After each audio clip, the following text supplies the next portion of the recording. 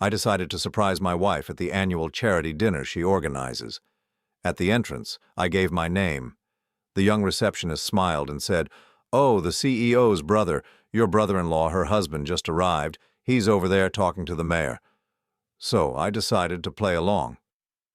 "I'm glad to have you here. Follow my story until the end and comment the city you're watching from so I can see how far my story has reached." I had been married to Amanda for 15 years and I thought I knew everything about her, every morning routine, every preference, every dream she shared over coffee. That confidence shattered in less than 30 seconds at the entrance of the Grand Metropolitan Hotel. The annual charity gala was Amanda's pride and joy. She had been organizing it for what felt like forever, raising money for children's literacy programs. I usually attended as her supportive husband, smiling for photos and writing checks when asked. This year, I decided to surprise her by arriving early. The hotel lobby buzzed with elegant energy. Crystal chandeliers cast warm light over women in evening gowns and men in black ties. I approached the reception desk, where a young woman with perfectly styled blonde hair checked names against her list. "Good evening," I said, adjusting my tie. "Arthur Morrison." She scanned her list, then looked up with a bright smile. "Oh, wonderful. The CEO's brother-in-law, your brother-in-law, her husband, just arrived about 20 minutes ago. He's over there by the bar talking to the mayor." My stomach dropped. I followed her pointing finger to see a tall man with silver hair, impeccably dressed, gesturing animatedly while Mayor Richardson nodded and laughed. The man looked confident, successful, exactly the type who would know mayors personally. "I'm sorry," I said carefully, "but I think there might be some confusion." The receptionist tilted her head, checking her list again. "You are Arthur Morrison, correct? Brother to Mrs. Morrison's husband?" Mrs. Morrison. Not Mrs. Morrison Patterson, which was Amanda's actual married name, just Morrison, and CEO. Amanda had never mentioned being a CEO of anything. I felt something cold settle in my chest. "Actually, could you tell me more about this CEO position?" "Oh, Morrison Industries. Your sister-in-law has done such incredible work expanding the company since she took over. We're so honored to have her hosting tonight's event." The young woman beamed with genuine admiration. Morrison Industries. I had never heard those words in my life. Instead of correcting her mistake, something made me nod, slowly. "Of course. Morrison Industries. Could you remind me which table I'm seated at?" She consulted her chart. "Table 12 with the other family members. Your brother should be there shortly." My brother. The husband she was referring to wasn't me. I thanked her and walked toward the bar, my mind racing. 15 years of marriage, and my wife had an entire identity I knew nothing about. Not just a job I wasn't aware of, but a whole persona, complete with a different last name and a company. I positioned myself near a marble pillar where I could observe without being noticed. The man the receptionist had pointed out was indeed talking to the mayor, but now I could see Amanda approaching them. She wore a stunning navy blue dress I had never seen before, and diamonds that definitely weren't from her usual jewelry collection. What struck me most was her posture. At home, Amanda carried herself with quiet confidence, but this woman moved like she owned every room she entered. Her smile was different too, sharper, more calculated. "Darling," I heard her say as she reached the two men.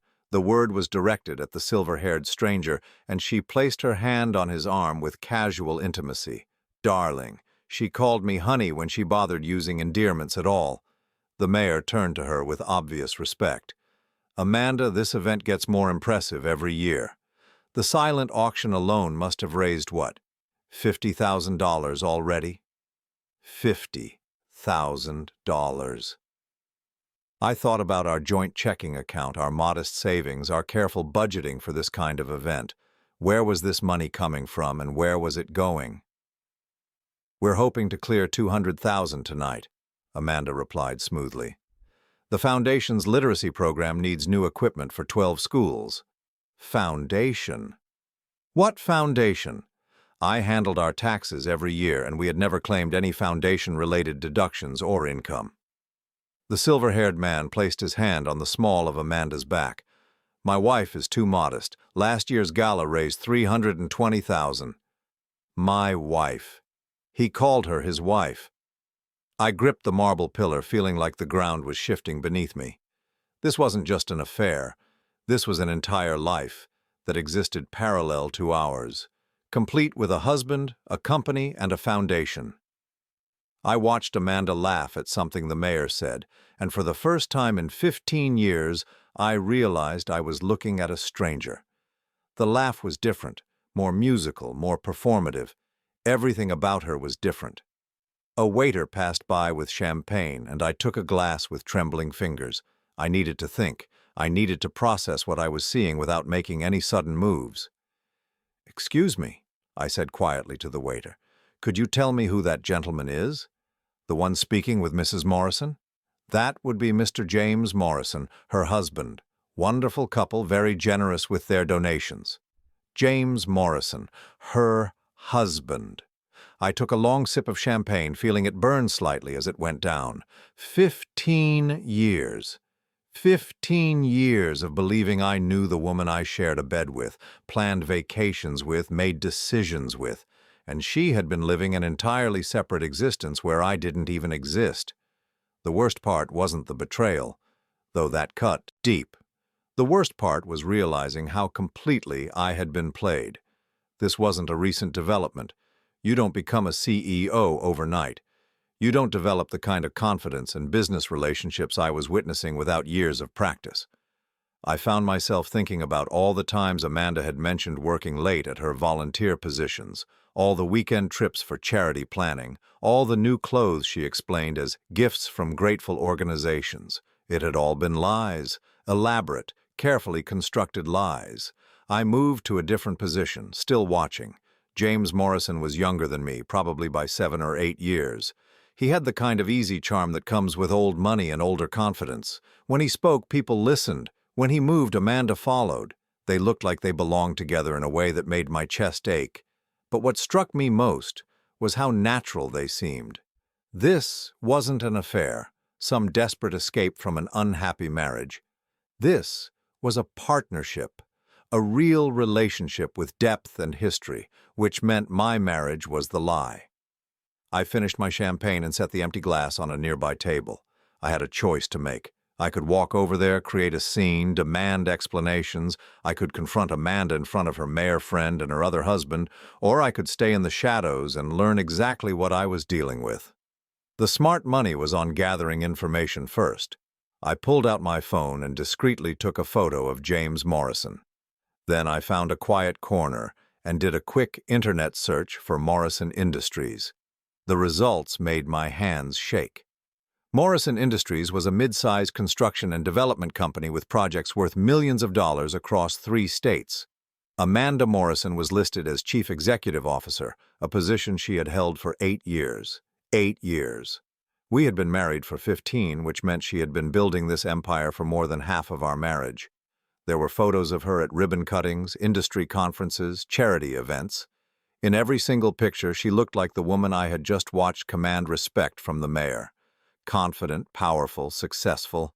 Nothing like the Amanda who came home tired from her volunteer work and complained about difficult committee members. I scrolled through more results and found their company website. There was a whole section about their charitable foundation, including photos from previous year's galas.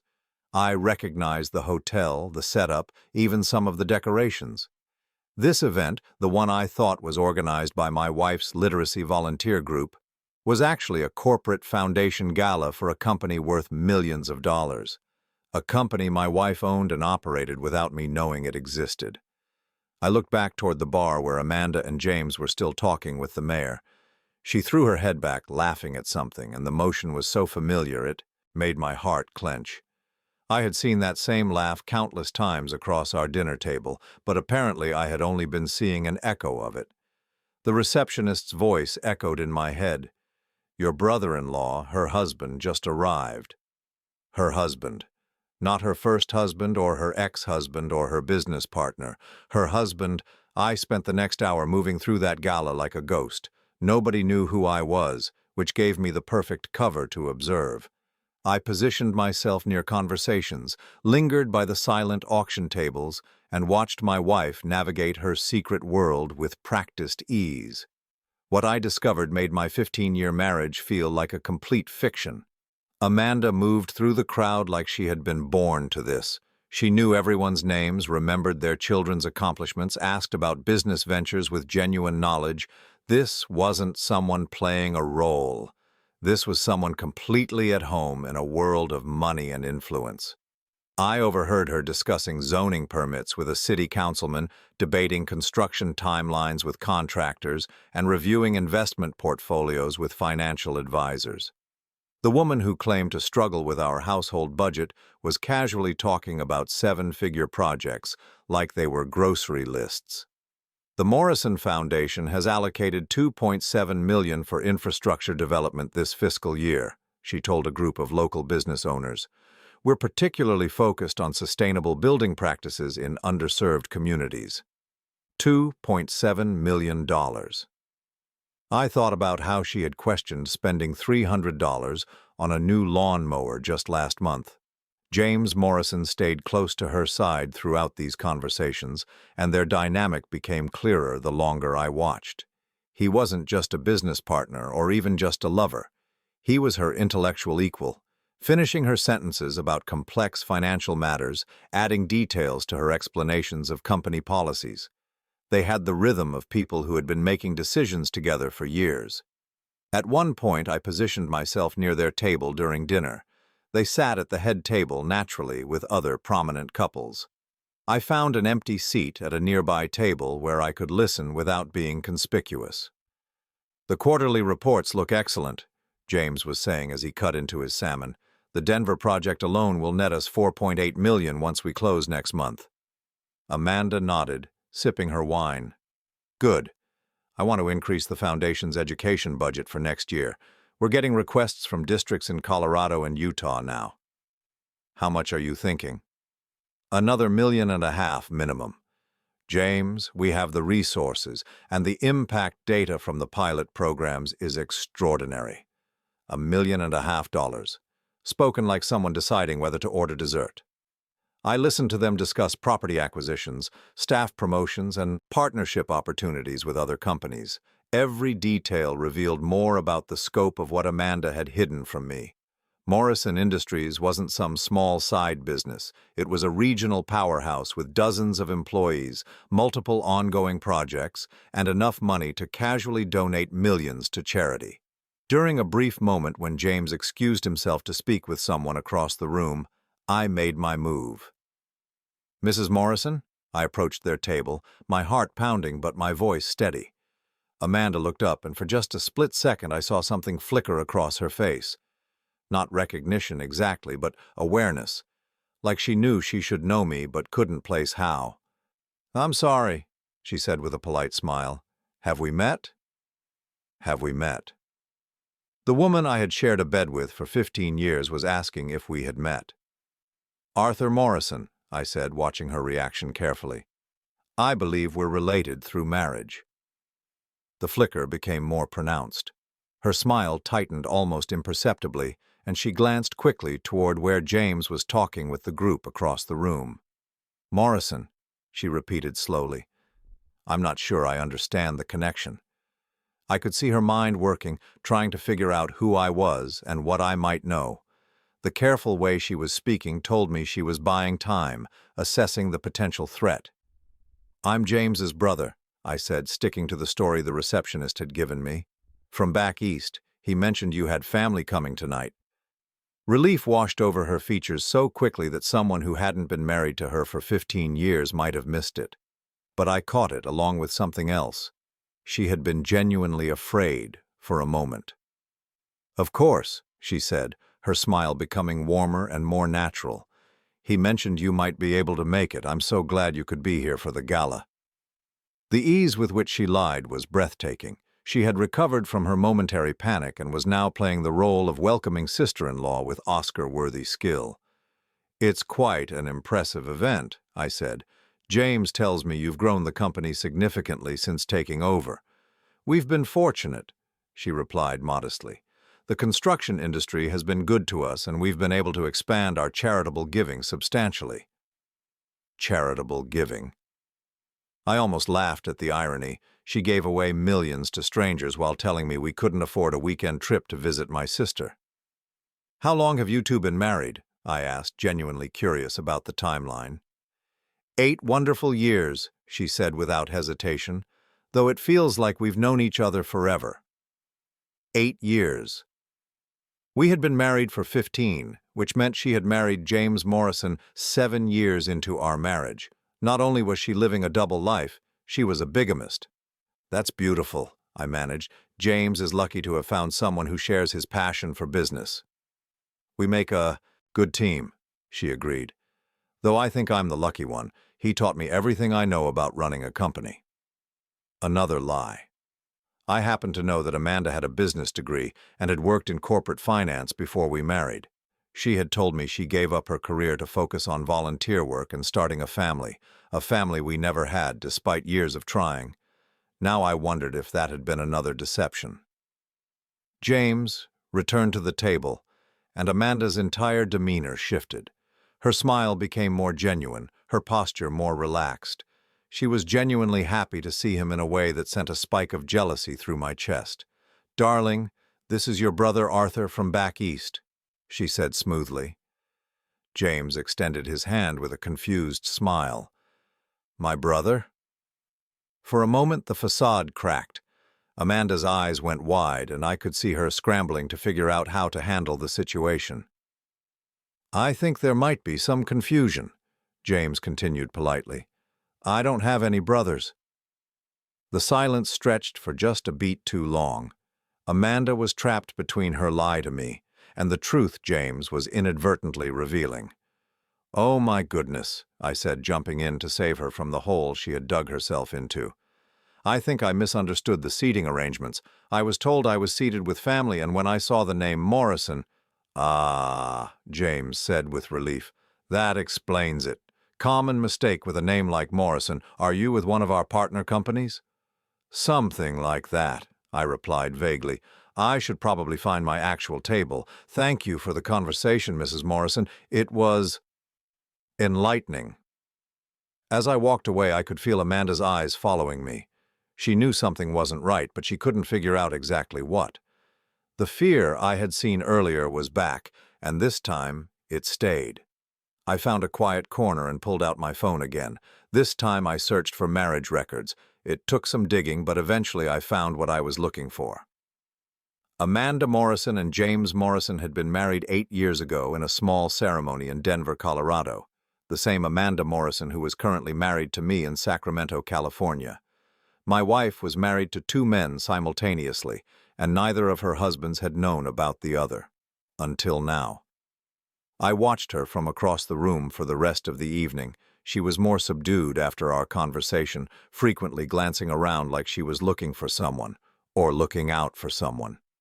She knew her secret was no longer safe, but she didn't know how much I had figured out. As the evening wound down and guests began to leave, I made sure to be among the first to go. But before I left, I approached the reception desk one more time. "Excuse me," I said to the same young woman who had unknowingly revealed Amanda's secret world. "Could I get a copy of tonight's program? I'd like to keep it as a memento." "Of course," she said, handing me a glossy brochure. Inside were photos from previous year's events, a complete list of Morrison Industries' charitable contributions, and detailed information about their foundation's work. It was a comprehensive guide to the empire my wife had built while I thought she was volunteering at the local library. But most importantly, it had contact information for Morrison Industries, including their main office address. Tomorrow, I would start learning exactly how deep this deception went. As I drove home through the quiet streets, I thought about Amanda sitting at that head table, laughing with the mayor, discussing million-dollar budgets like they were household expenses. I thought about the easy intimacy between her and James, the way they moved like 2 parts of the same machine. And I thought about the woman who would come home tonight and ask me how my evening went, probably while removing those diamonds I had never seen before and hanging up that dress that cost more than our monthly mortgage payment.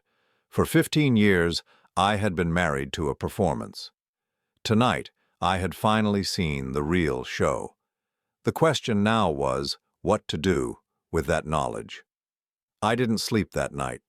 I lay in bed next to Amanda, listening to her breathe, wondering how many lies lived in the space between us.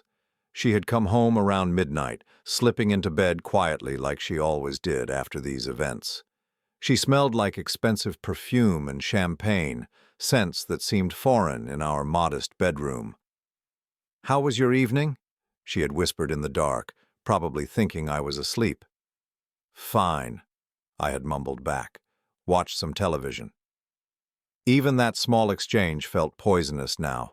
She was asking about my evening while returning from an event where she had played the role of a successful CEO married to another man. The casual cruelty of it made my chest ache. By morning, I had made a decision. I needed to know everything, and I needed to know it before I confronted her. The woman lying next to me had demonstrated an ability to lie with breathtaking skill. If I was going to have any chance of getting the truth, I needed to arm myself with facts first. Amanda left for work at her usual time, kissing me goodbye and mentioning she would be late because of a volunteer committee meeting. I waited 30 minutes after her car disappeared down our street, then I drove to the address I had found for Morrison Industries. The building was nothing like what I had expected. Instead of some small office suite, Morrison Industries occupied 4 floors of a gleaming downtown high-rise. The lobby was all marble and glass, with Morrison Industries prominently displayed on the building directory alongside law firms and investment companies. I took the elevator to the 15th floor and stepped into a reception area that probably cost more than my annual salary to design. Floor-to-ceiling windows offered views of the city, and original artwork hung on walls that looked like they belonged in a museum. "Can I help you?" asked the receptionist, a professional-looking woman in her 40s. "I'm here to see Mrs. Morrison," I said. "I don't have an appointment, but I'm family." She consulted her computer screen. "I'm sorry, but Mrs. Morrison is in Denver today for the groundbreaking ceremony. She won't be back until Thursday. Would you like me to schedule something for Friday?" Denver. Amanda had told me she would be at a literacy committee meeting across town. "The groundbreaking ceremony?" I asked. "Yes, for our new community center project. It's been in the planning stages for 2 years. Very exciting." She smiled warmly. "Are you one of Mr. Morrison's relatives? He mentioned family might be stopping by." "Something like that," I said. "Could you tell me more about the company?" "I'm afraid I don't know much about what they do." Her face lit up with genuine pride. Morrison Industries has been a leader in sustainable construction for over a decade. We specialize in mixed-use developments that incorporate affordable housing, commercial space, and community resources. Mrs. Morrison took over as CEO 8 years ago and has tripled our revenue while doubling our charitable giving. Tripled their revenue. Doubled their charitable giving. While I thought my wife was struggling to organize book drives for elementary schools. "She sounds impressive," I manage. "Oh, she's remarkable. She has a vision for how construction can serve communities, not just profit margins. The Morrison Foundation has donated over $15 million in the past 5 years alone." $15 million. I did quick math in my head and realized that Amanda's secret company had donated more money than I would earn in several lifetimes. "That's incredible," I said. "And she works closely with her husband on these projects?" "Mr. and Mrs. Morrison are true partners. He handles the financial side while she focuses on community development and sustainable practices. They complement each other perfectly." They complement each other perfectly. The phrase stayed with me as I left the building and drove aimlessly through the city. In 15 years of marriage, nobody had ever described Amanda and me as complementing each other perfectly. We coexisted peacefully, but we had never been true partners in anything meaningful. I found myself in a coffee shop staring at my phone. A quick search had revealed that Amanda Morrison's groundbreaking ceremony was being covered by the Denver Business Journal. Sure enough, there were photos from that morning showing Amanda in a hard hat, smiling as she posed with a ceremonial shovel. She looked radiant, confident and purposeful in a way I hadn't seen in years. The caption identified her as the CEO of Morrison Industries and mentioned that the new community center would serve over 3,000 families. There was a quote from her about sustainable development and community investment. I scrolled through more photos and found one that made my blood run cold. Amanda and James Morrison were cutting a ribbon together, both beaming at the camera. The photo was tagged with both their names and included the phrase, "Power couple continues their commitment to affordable housing." Power couple. That's what they were. That's what they had built together. I kept digging and found more disturbing information. Morrison Industries had been James Morrison's family company, inherited from his father 10 years ago. But according to the articles I found, the company had been struggling until Amanda joined as a partner 8 years ago. 8 years ago, right when they had gotten married. The business publications painted a picture of a company transformed by Amanda's vision and expertise. She hadn't just married James Morrison, she had saved his family legacy and turned it into an empire, which meant their relationship wasn't just about love or even money. It was about mutual respect, shared goals, and genuine partnership. Everything my marriage to Amanda lacked. I drove home feeling hollowed out. The house felt smaller somehow, shabbier. The furniture that had once seemed comfortable now looked cheap. The carefully managed budget that I had thought was necessary now felt like a joke. I walked through our bedroom and noticed things I had never paid attention to before. Amanda's jewelry box contained pieces I didn't recognize. Her closet held designer clothes with tags from stores we couldn't afford. Her dresser drawer had business cards for financial advisors, real estate agents, and investment brokers. How had I missed all of this? The answer was humbling. I had missed it because I hadn't been paying attention.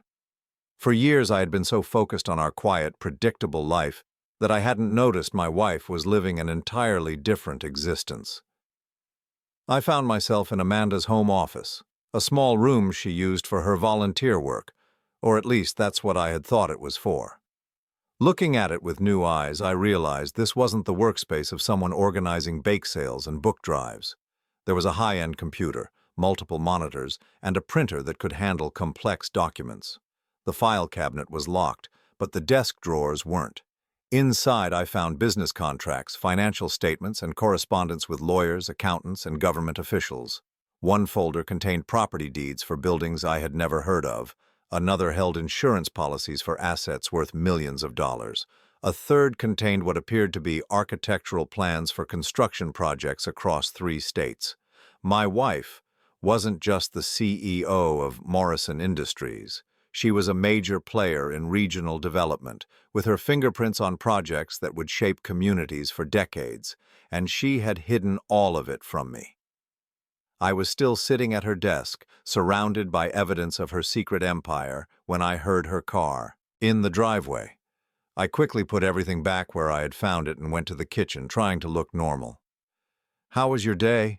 Amanda asked as she came through the door, setting down her purse and kicking off her shoes. "Quiet," I said, studying her face. "How was your committee meeting?" She didn't even blink. "Productive. We're planning a literacy fair for next month, lots of details to work out." The ease with which she lied was still shocking. She had spent the day in Denver breaking ground on a multi-million-dollar community center, and she was telling me about a literacy fair that didn't exist. "Sounds important," I said. "It is. These kids need all the support we can give them." She opened the refrigerator and started pulling out ingredients for dinner. "What should we do about the kitchen faucet? It's been dripping for weeks." The kitchen faucet. She was asking about a $20 repair while she controlled millions of dollars through her secret company. The disconnect was so stark it felt surreal. "I'll pick up a replacement washer tomorrow," I said, playing along with the charade. "Good. I hate wasting money on a plumber for something so simple." Wasting money. The woman who had donated $15 million to charity was worried about wasting $50 on a plumber. I watched her prepare dinner, moving around our small kitchen with the same efficiency she probably used to run board meetings. Everything about her was a performance, carefully calibrated to maintain the fiction of our modest middle-class life. But as I observed her more closely, I started to notice cracks in the facade. Her manicure was too expensive for someone living on my salary alone. Her watch was a brand that cost more than our car. Even her casual clothes had subtle details that spoke of serious money. The signs had been there all along.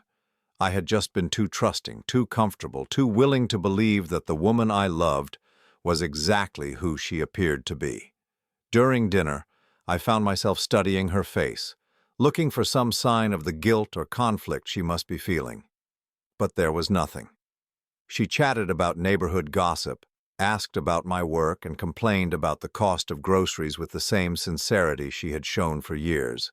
Either she was a sociopath, or she had compartmentalized her life so completely that she could genuinely inhabit each role without any cognitive dissonance. "Are you feeling all right?" she asked suddenly. "You seem distracted." "Just thinking about work," I lied, matching her skill for deception. "Anything I can help with?" The irony was devastating. She was offering to help me with my problems while maintaining one of the most elaborate lies I had ever encountered. "No, it's nothing serious," I said. "Just the usual office politics." She nodded sympathetically and reached across the table to squeeze my hand. The gesture felt like a mockery. After dinner, I excused myself to take a walk around the neighborhood. I needed fresh air and space to think. The suburban streets that had once felt like home now felt like a movie set, artificial and temporary. I thought about the photos I had seen of Amanda at the groundbreaking ceremony. She had looked like she belonged there, like she was exactly where she was supposed to be. When was the last time I had seen her look that happy at home? The truth was, I couldn't remember. As I walked, I realized that my marriage hadn't just been built on lies. It had been built on the absence of truth. We had created a life that was comfortable and predictable, but it had never been real for her. I was her cover story, not her partner. The question that haunted me as I made my way home was simple. What was I going to do about it? I made a decision that night that would have surprised the man I was 24 hours earlier. I was not going to confront Amanda immediately. The old me would have burst into our bedroom demanding explanations, tears in my eyes, voice shaking with betrayal and hurt. But the old me hadn't known he was married to someone capable of maintaining such an elaborate deception. If Amanda could live a double life for 8 years, then she was far more strategic than I had ever given her credit for. Going into a confrontation without preparation would be like bringing a knife to a gunfight. So instead, I became a student of my own marriage. I started paying attention to details I had previously ignored. Amanda's phone habits, her schedule patterns, the way she dressed for different types of events. I began to see the careful choreography of her deception. On Tuesdays and Thursdays, she left for work 30 minutes earlier than usual. Those were the days she claimed to have early volunteer meetings, but I started to suspect they were Morrison Industries board meetings or construction site visits. Her phone had 2 distinct ringtones. The standard ring was for calls she answered normally, usually from me or our neighbors or service providers. But there was a second ringtone, a softer classical melody that made her face change entirely. Those calls she either answered immediately with a completely different tone of voice, or she let them go to voicemail and returned them from another room. The classical ringtone, I realized, was for her real life. I started a notebook, documenting these patterns. It felt clinical, almost cruel, but I needed to understand the full scope of what I was dealing with before making any moves. The 3rd week of my investigation, I decided to take a personal day from work and follow her. Amanda left the house at 7:30 on a Thursday morning, dressed in a charcoal gray suit I had never seen before. She carried a leather briefcase that looked expensive and wore jewelry that definitely hadn't come from our joint checking account. I followed her car from a safe distance, expecting her to head toward the community center where she claimed to volunteer. Instead, she drove straight to the Morrison Industries building. She had her own parking space in the underground garage, marked with A. Morrison, CEO in gold lettering. I parked across the street and watched through binoculars as she emerged from the garage and walked into the building. Even from a distance, her body language was different. She moved with authority, acknowledging the doorman with a nod that spoke of familiarity and status. I spent the entire day watching that building, taking notes on who came and went. Construction crews reported to supervisors who then went inside.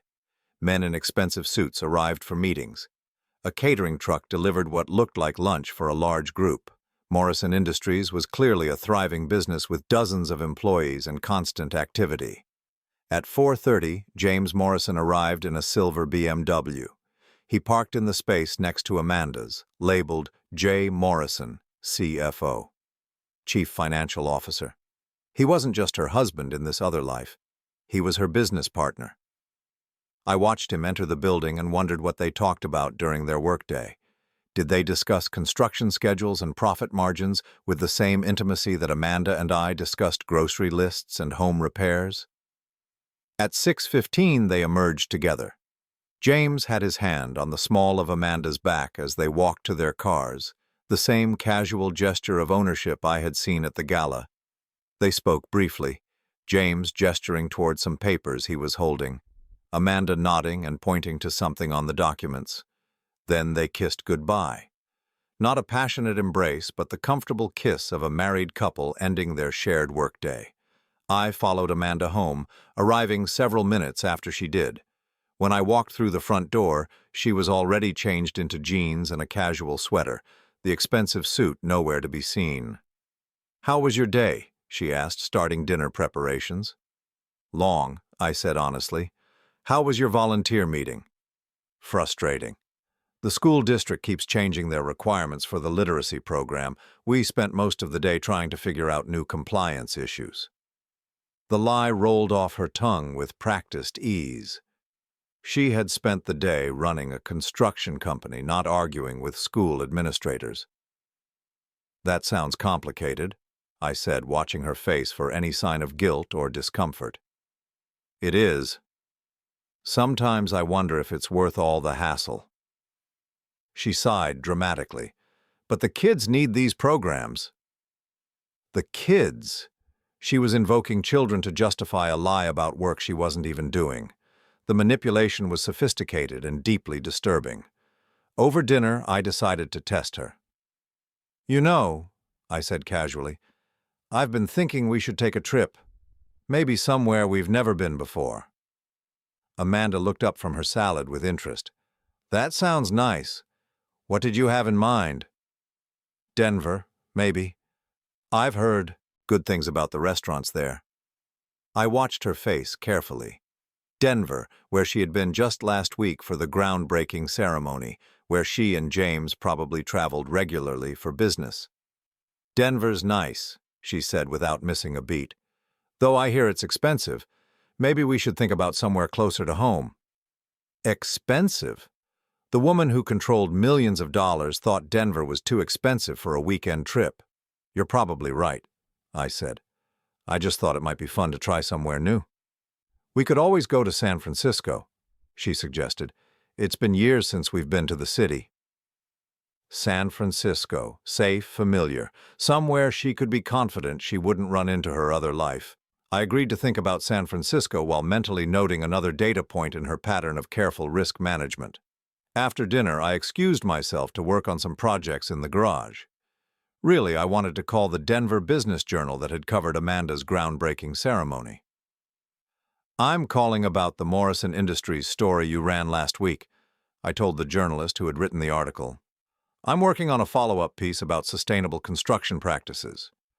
"Oh, the community center project, that's a great story. Amanda Morrison is doing incredible work up there. Have you spoken to her directly?" "I'm trying to get some background first. How long has she been involved in Denver development?" "Well, Morrison Industries has been working in the Colorado market for about 6 years now. Amanda really pioneered their community-focused approach. She's got projects planned through 2030.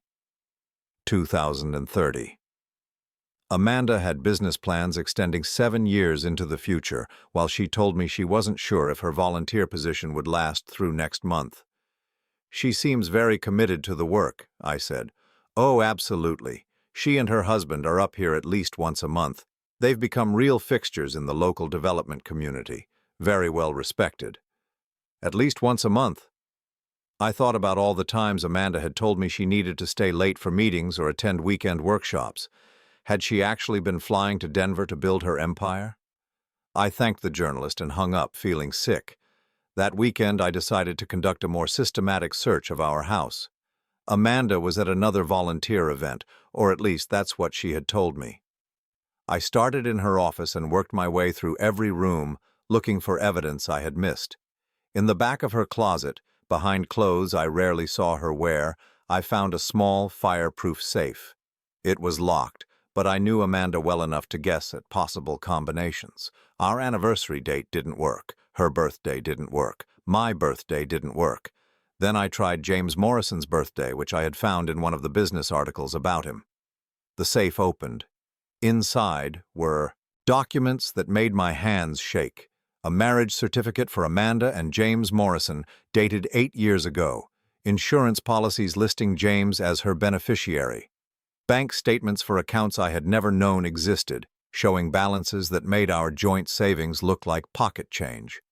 There were also travel itineraries, hotel reservations, and conference registrations, all for Amanda Morrison and James Morrison, traveling together as a married couple to cities across the country. But the document that hit me hardest was a will, Amanda's will, dated 2 years ago, leaving everything to James Morrison. According to the legal document in my hands, I didn't exist in my wife's estate planning.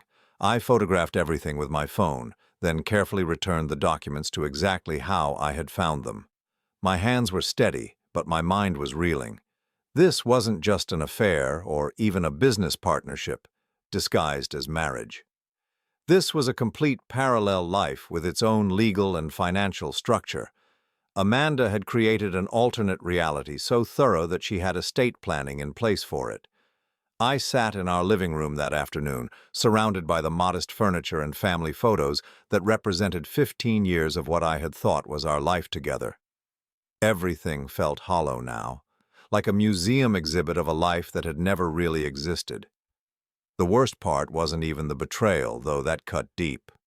The worst part was realizing how little I had actually mattered. Our marriage wasn't something she had grown tired of or fallen out of love with. It was something she had never taken seriously in the first place. I was a placeholder, a cover story that allowed her to maintain some version of middle-class normalcy while she built an empire with the man she actually loved. When Amanda came home that evening, she found me reading in the living room the picture of a quiet husband enjoying a peaceful Saturday. "How was your day?" she asked, kissing my cheek. "Relaxing," I said, looking up at her with a smile. "How was the literacy workshop?" "Productive. We learned about new teaching methods for struggling readers." Another lie, delivered with the same warmth and sincerity she had shown me for years. But this time, I had evidence. This time, I knew exactly what I was dealing with, and this time, I had a plan. I wasn't going to confront Amanda until I was ready to leave. There was no point in giving her a chance to prepare counter-strategies or create new lies to explain away what I had discovered. She had played this game for 8 years, but she didn't know that I had finally learned the rules. The old Arthur would have begged for explanations, asked for another chance, tried to figure out how to compete with her other life for her attention. The new Arthur understood that this wasn't a competition he could win or even one worth entering. But before I walked away, I was going to make sure I understood exactly what I was walking away from. And I was going to make sure that when I left, it was on my terms, not hers. The next 3 weeks were the strangest of my life. I lived in my own house like a spy, gathering intelligence while maintaining the facade of being the same trusting husband I had been for 15 years. But every day brought new revelations that made Amanda's deception even more staggering. I discovered she had been using our joint tax returns to hide income from Morrison Industries. The charitable deductions we claimed each year weren't from our modest donations to local organizations. They were from massive contributions made by the Morrison Foundation. Amanda had been filing our taxes as a married couple while simultaneously filing separate returns as Amanda Morrison, CEO. This wasn't just adultery or even bigamy. This was tax fraud on a scale that could send her to federal prison. I also learned that our mortgage payments, the ones we carefully budgeted for each month, were being automatically paid from one of her hidden accounts. Our modest suburban home wasn't a financial burden we shared. It was a minor expense she covered without thinking about it, like buying coffee. The humiliation of that discovery was profound. For years I had felt proud of how we managed our finances together, how we made sacrifices to stay within our budget. But there had been no we and no real budget. I had been playing house with monopoly money while Amanda managed a real fortune elsewhere. But the most disturbing discovery came when I hired a private investigator. I know that sounds dramatic, but I had reached the limits of what I could learn on my own.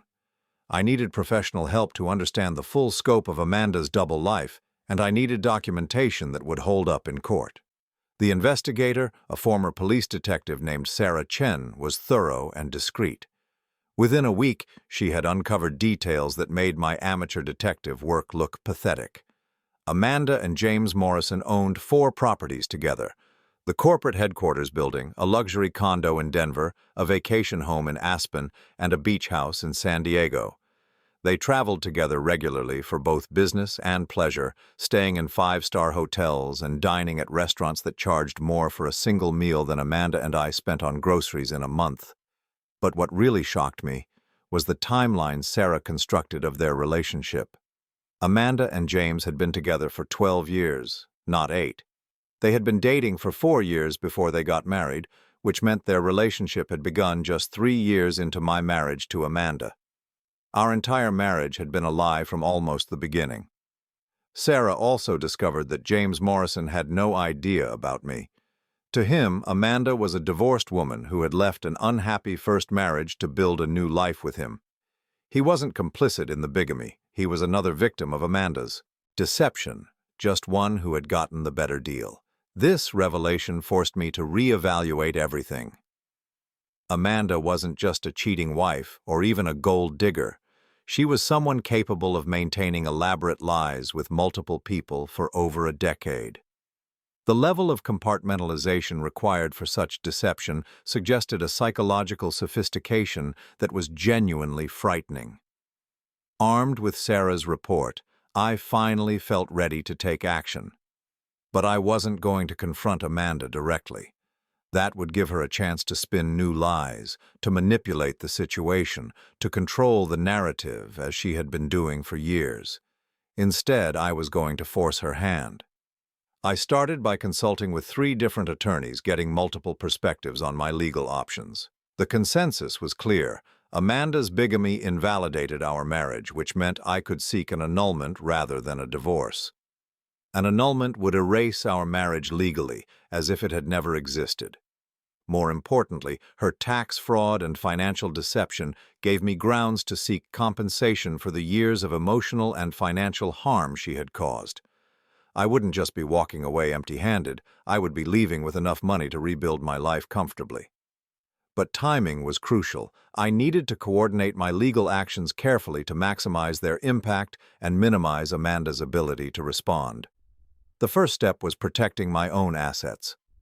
I opened new bank accounts and credit cards that Amanda couldn't access, then began quietly transferring money from our joint accounts. Not enough to trigger immediate attention, but enough to ensure I wouldn't be left financially vulnerable. I also started documenting everything about our daily life together. I recorded conversations, photographed documents, and created a detailed timeline of Amanda's lies and deceptions. Every piece of evidence would be useful when this finally came to light. The hardest part was maintaining the pretense of normalcy while I prepared my exit strategy. Amanda continued to come home each evening and play the role of devoted wife, asking about my day and sharing fabricated stories about her volunteer work.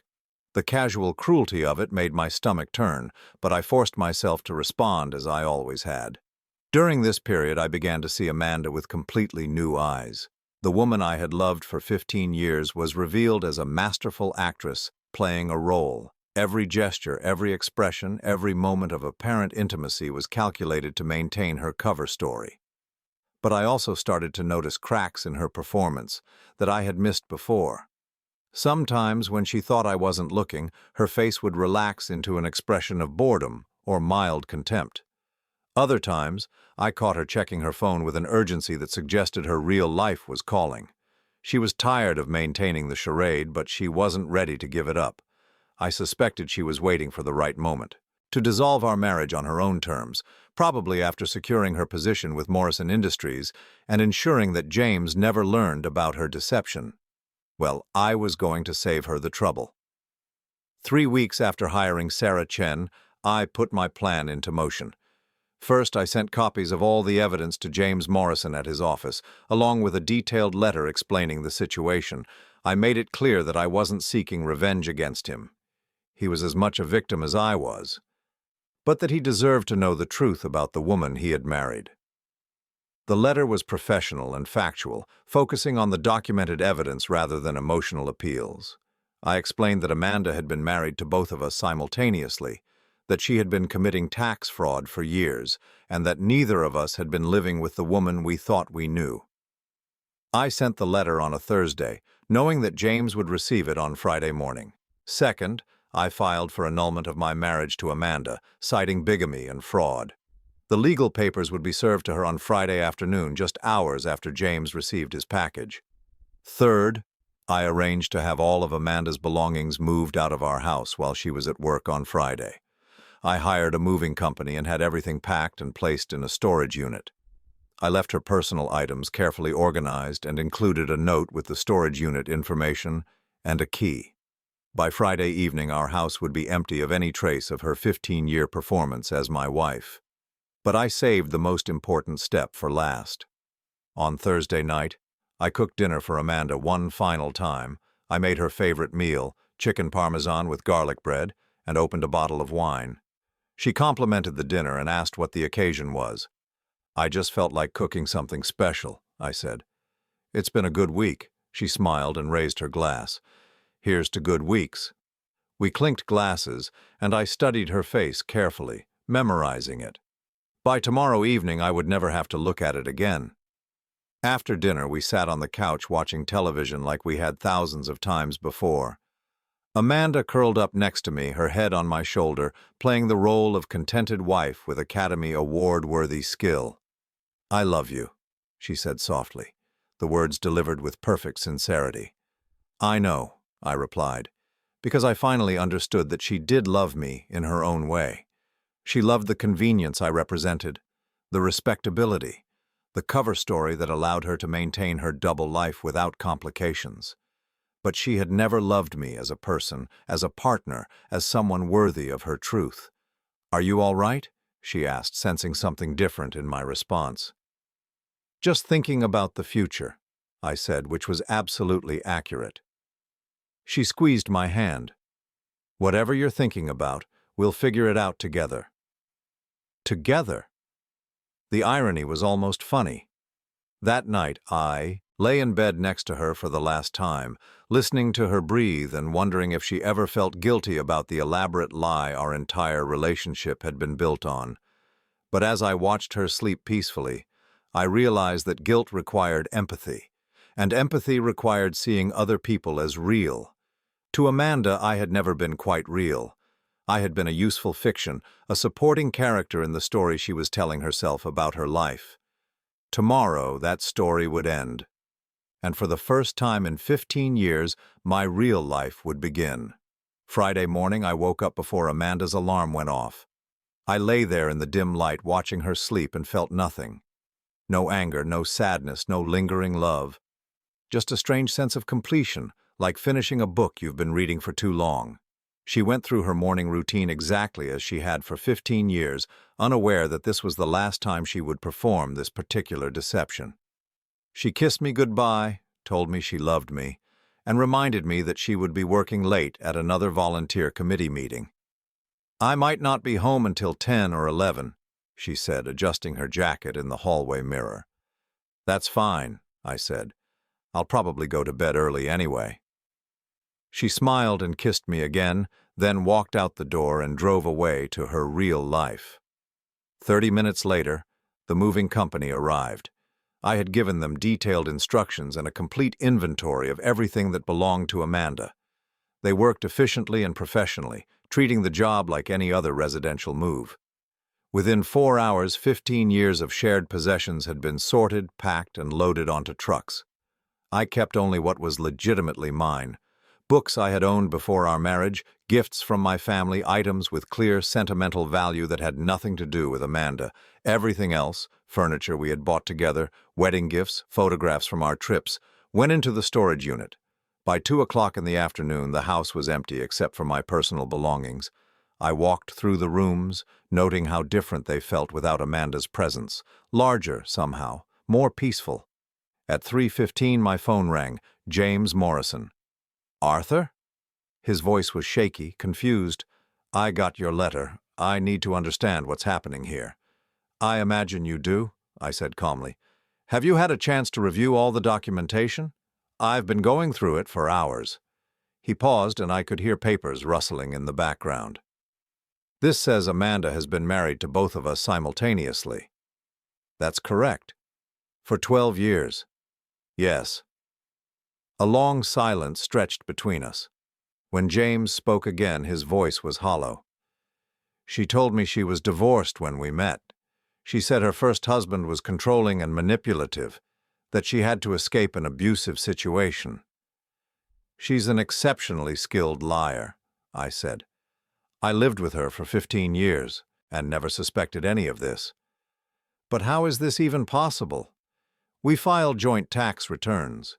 We own property together. We have business partnerships that require legal documentation of our marriage. She's been filing separate returns with you while maintaining joint filing with me.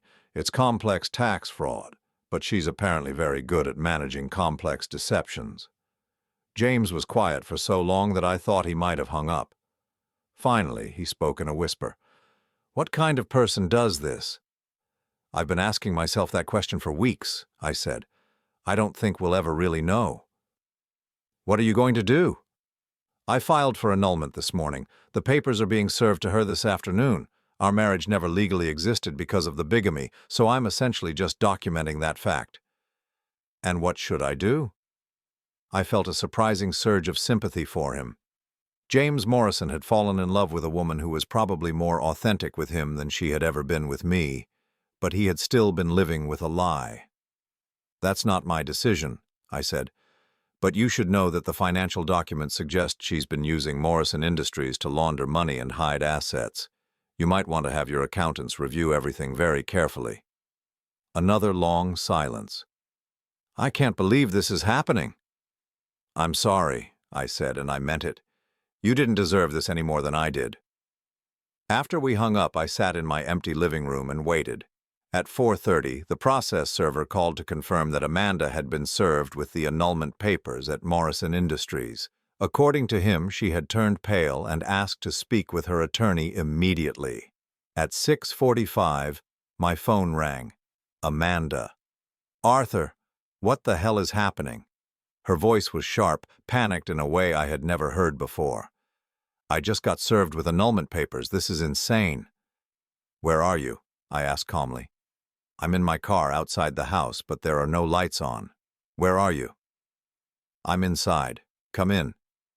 I heard her car door slam, then her key in the lock. She burst through the front door and stopped short when she saw the empty rooms. "What did you do?"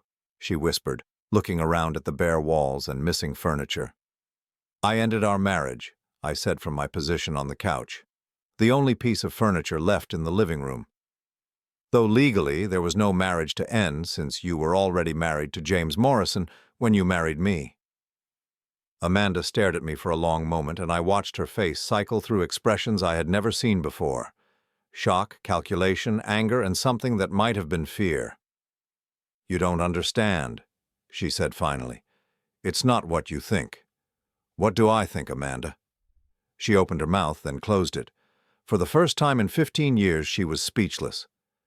"I think," I continued, "that you married James Morrison 8 years ago, while still married to me. I think you've been running a construction company worth millions of dollars while telling me you volunteered at the library. I think you own properties in 4 states and have bank accounts I've never heard of. I think you've been committing tax fraud on a federal level for nearly a decade." Her face went white. "How did you—" "It doesn't matter how. What matters is that it's over." Amanda sank into the single chair I had left in the room, her designer suit wrinkled from the stress of her day. She looked smaller somehow, diminished. "James knows," she asked quietly. "James knows. What did you tell him?" "The truth, all of it."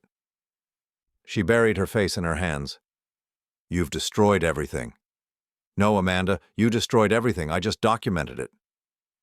For several minutes we sat in silence. Outside the sun was setting, casting long shadows across the empty room. I felt remarkably peaceful, like I had finally set down a weight I hadn't realized I was carrying. "What do you want?" Amanda asked finally, looking up at me with red-rimmed eyes. "I want you to leave. Tonight, don't come back." "This is my house, too." "No, it's not. Check the deed. I've been paying the mortgage from my account for 6 months, ever since I discovered your automatic payment system. The house is mine now." She stared at me with an expression I couldn't read. "You've been planning this for months. Weeks, actually. You're not the only one who can keep secrets." Amanda stood up slowly, smoothing her skirt with shaking hands. "You know I could fight this. I could make things very difficult for you." "You could try," I agreed. "But you're facing federal tax fraud charges. James Morrison is probably consulting with divorce attorneys as we speak, and Morrison Industries is going to be under intense scrutiny once this comes out. I don't think you have the energy to fight me, too." She walked to the front door, then turned back. "I never meant for it to happen this way." "How did you mean for it to happen?" She was quiet for a long moment. "I thought I could manage both lives indefinitely. I thought you would be content with what we had. And James? James was different. He challenged me, pushed me to build something bigger. With him, I could be who I really was. And with me?" Amanda looked at me with something that might have been pity. "With you, I could rest." After she left, I sat in my empty house as darkness fell around me. I didn't turn on any lights, I just sat there, listening to the silence and feeling free for the first time in years. My phone buzzed with texts throughout the evening, some from Amanda begging me to reconsider, a few from her attorney wanting to discuss settlement terms, one from James Morrison thanking me for telling him the truth and letting me know he was filing for divorce. I answered none of them.